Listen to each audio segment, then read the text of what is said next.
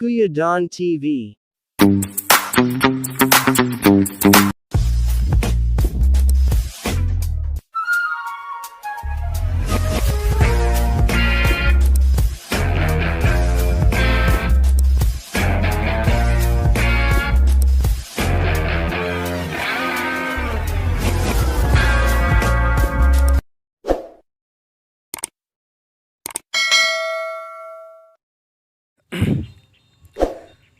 Good morning sa ating lahat mga ka-farming. So ito, may bagong area na naman tayo na pagkukuhanan ng damo dahil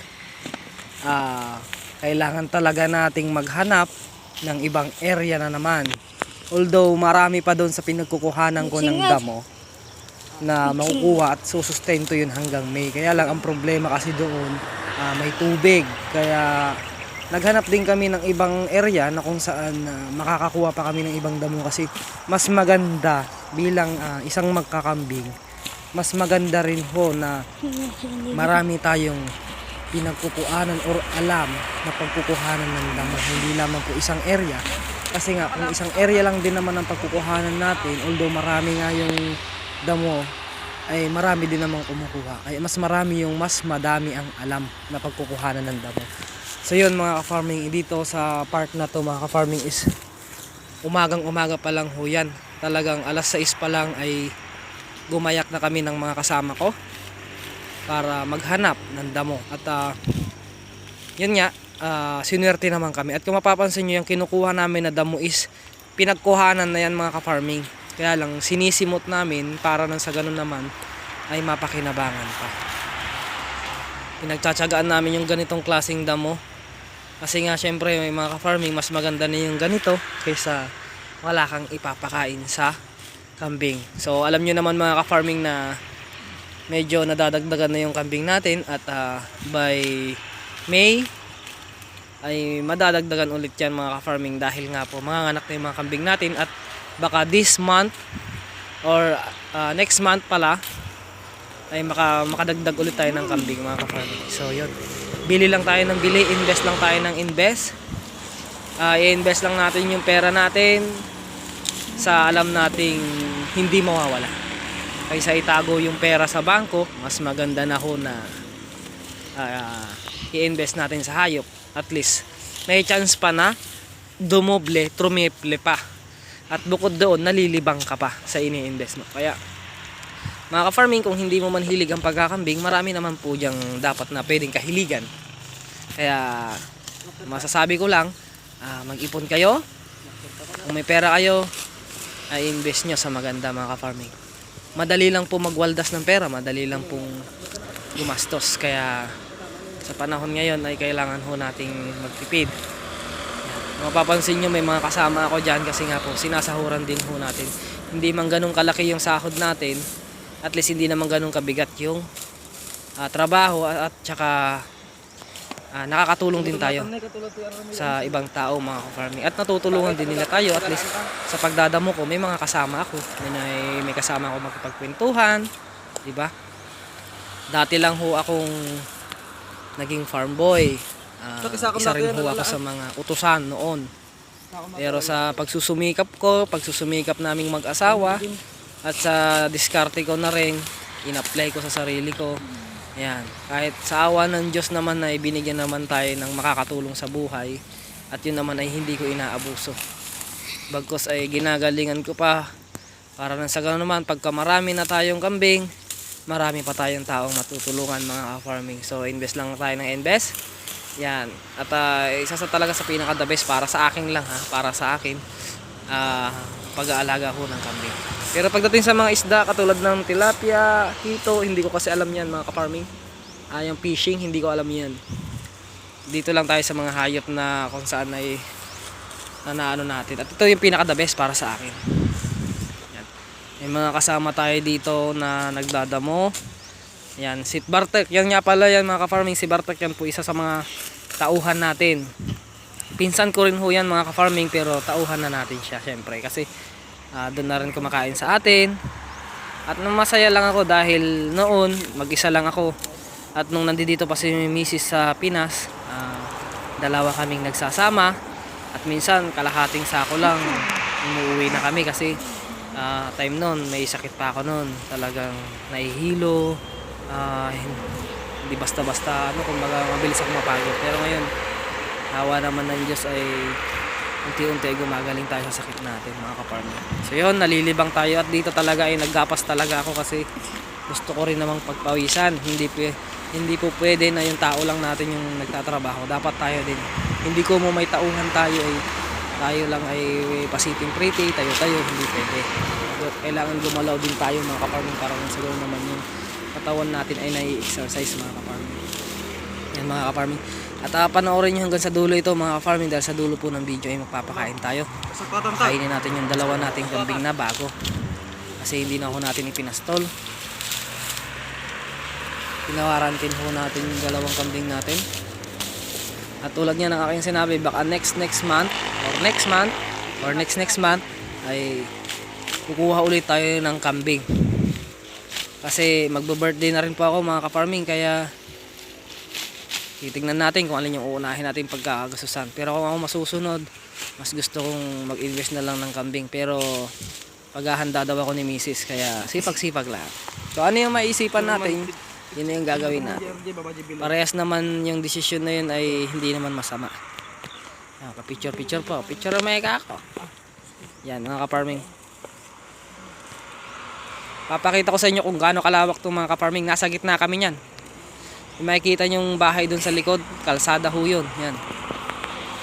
At nasa gitna ho kami. Papakita ko sa inyo mamaya. Papakita ko sa inyo kung gaano kalawak at kung gaano karami na damo. Pero yan, mga ka-farming, ay napagkuhanan na ho yan. Napagkuhanan na po. Pero at least kahit paano may option tayo na pagkukuhanan ng damo. Na hindi lang iisa. Kita ko sa inyo, mga ka-farming, kung gaano kalawak. Ayan o. Meron pa ho yan doon sa pinakadulo. Sobrang lawak. Tignan niya, papakita ko sa inyo. Ayan o. Dulo noon, yun. Diba? Sa pader na yun, makapal yung ano doon, damo. Yan. Puro damo yan. Yan, kung gaano kalawak, mga ka-farming. Ayan o, may damo pa dyan. Dami. Daming damo, kaya nga maswerte rin ako dahil meron tayong tricycle na pagiging nagagamit natin sa pagsiservice.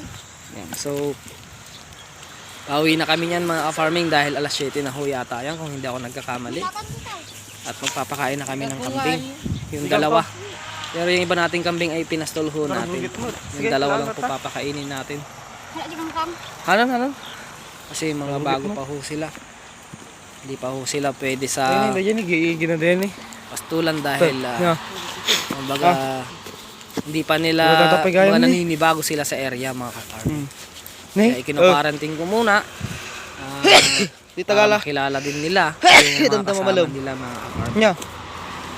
So ito lang po ang ating pastulan. Yan, ito po ang kwento ko. Sa araw-araw na ginawa ng Diyos, dito po umiikot ang mundo ko, mga ka-farming. Sa paghahanap ng damo, umulan man, umaraw, bumagyo man, uminit, wala akong ibang iniisip kundi saan ako makakakuha ng damo. Yun lang, mga ka-farming, dahil pagka nakakuha na ako or nakakita ko ng magandang pagkukuhanan ng damo ay nawawala yung stress ko, mga ka-farming. Pero pag wala talaga ako pagkukuha ng damo, sobrang stress ko, mga ka-farming. Salamat sa Diyos dahil masipag-sipag tayo. Kinuha pa nung kasama ko yung short. Nag-iintirisan pa yata. Mga kasama ko, mga bata yan, mga ka-farming. Lalo na yung isa. At huwag kayong mag-alala, mga ka-farming, dahil hindi tayo ma-child abuse dito na kasi pinagpaalam ko to sa mga magulang nila. At okay naman sila, mga ka-farming. Hindi naman natin sila tinuturuan ng masama. Tapos ay tinuturuan ko pa sila kung paano ang hirap ng buhay. Kaya kailangan nilang mag-aral ng mabuti. Sa so, mabiyahe na kami, mga ka-farming. Yan, ganyan kalawak yung mga ka-farming. Mabiyahe na po kami, mga ka-farming, para magpakain ng manok. 6.5 hours later. Yun, mga ka-farming, nandito na ho tayo sa kulungan natin. At bago tayo magpakain ng manok, pakain muna tayo sa dalawa nating kambing. Kung mapapansin nyo, wala na dito yung mga kambing natin kasi ipinastol na ho natin. Dalawa lang ho talaga yung nandito. Quarantine muna sila, mga ka-farming, ng ilang araw.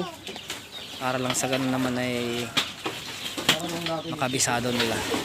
At marami tayong project dito sa farm natin mga ka-farming, sa mini farm kasi mag-ano din tayo. Gagawa tayo ng mga divider na kulungan. Isa sa mga natutuwa, isa sa mga nagustuhan ko dito sa kulungan ko kasi hindi na ho katulad ho ng dati na sobrang hirap talaga. As in sobrang hirap ng ano kasi araw-araw ko nagwawalis, araw-araw ko naglilinis, kinaya ko yun noon. Kaya nakita siguro ng Diyos kung gaano ako rin nagpursige sa pag-aalaga ng kambing, kaya talagang ibinigay niya pa rin sa akin itong pag-aalaga ng kambing. Kaya maraming salamat sa Diyos dahil pinagkalooban tayo ng isang negosyo na kung saan yung negosyo na yun ay bukod sa naglilibang ako ay kumikita rin kahit papaano. Sa ngayon mga farming hindi pa ho tayo kumikita, puro palabas pa lang ho ang pera, puro palabas pa lang ho, pero sa ngalan ng Diyos ay darating din yung panahon na puro benta na lang ang gagawin natin mga farming. Sa ngayon kasi puro parami muna tayo mga farming dahil hindi pa naman natin gaano kailangan ng pera kasi may trabaho naman si Mrs. at wala naman ho akong pinagkakagasusan mga ka-farming. Tanging ambisyo ko lang is yung vape. Vape lang po ang ambisyo ko. Hindi na po tayo umiinom, hindi rin tayo naninigarilyo, pero nagbi-vape. Ano kaya pinagkaiba no na mga ka-farming? Saan? Ha? Pero at least mga ka-farming, dito naman sa pagkakambing ay may mga natuturuan tayo at mga natutulungan din mga kapamilya. Ayan po, binigay na ho natin. Ginagamay ho nila yung ano natin. Ito, may mga bantay tayong aso, mga buntis na. Yan lang mga ka-farming, sana support nyo pa rin po ang aking vlog. At kung napadpad ka dito hanggang sa dulo, subscribe na po kayo mga ka-farming. Panoorin nyo po yung iba kong vlog. Suportahan nyo po palagi yung mga ganitong klaseng vlog. So, yun lang mga ka-farming at peace out sa ating lahat.